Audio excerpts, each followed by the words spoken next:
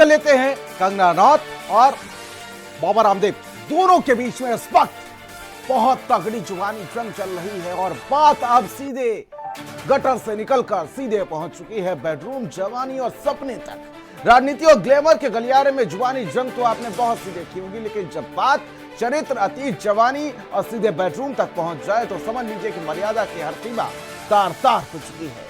BJP से सांसद कंगना रनौत के जनरेशन गटर वाले बयान पर योग गुरु बाबा रामदेव ने हमला बोला तो कंगना का पारा भी 7वें आसमान पर पहुंच चुका।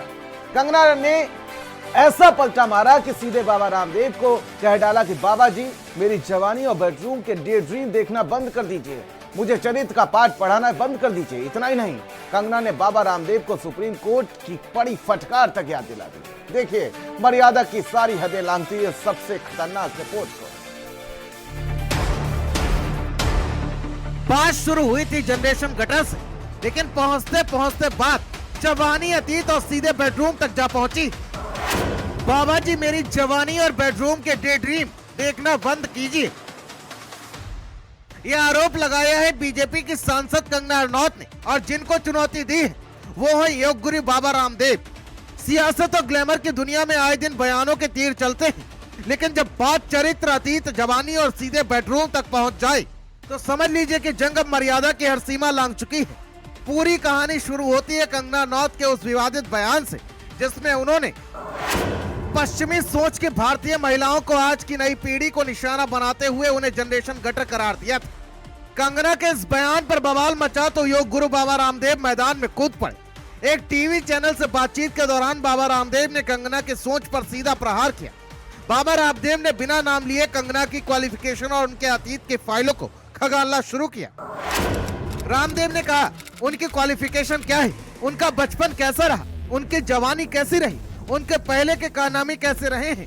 मैं ऐसे लोगों के बारे में बात नहीं करना चाहता। देश के युवा को गटर बोलना बिगड़े हुए दिमाग की निशानी, पार्टी को इस पर संज्ञान लेना चाहिए।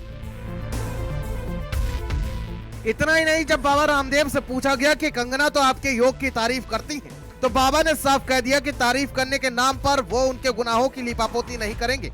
बाबा रामदेव का यह हमला सीधे कंगना के व्यक्तिगत जीवन पर था। बाबा रामदेव ने तो टीवी पर आकर कंगना की जवानी और अतीत पर सवाल उठा दिए। उन्हें लगा होगा कि कंगना चुप रह जाएंगी, लेकिन कंगना रनौत का मिजाज पूरा देश जानता है। बाबा रामदेव के इस बयान के बाद कंगना का पारा 7वें आसमान पर पहुंच गया। कंगना ने ऐसा पलटा मारा कि सीधे बाबा रामदेव का साम्राज्य और सुप्रीम कोर्ट के फैसलों की याद दिला दी। कंगना रनौत ने अपने इंस्टाग्राम हैंडल पर एक के बाद एक ऐसी पंक्तियां लिखी जिसने बाबा रामदेव के समर्थकों के पसीने छुड़ा दिए।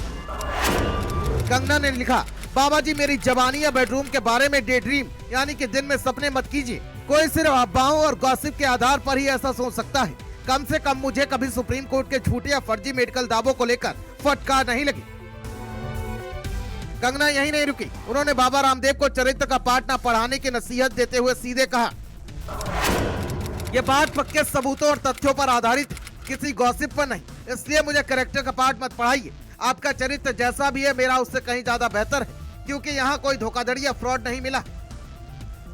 कंगना का यह हमला सीधे तौर पर बाबा रामदेव के पतंजलि भ्रामक विज्ञापन मामले में सुप्रीम कोर्ट से पड़ी फटकार पर था। कंगना ने साफ कर दिया कि जो लोग दूसरों के चरित्र पर कीचड़ उछालते हैं, उन्हें पहले अपने दामन के दाग देख लेने चाहिए।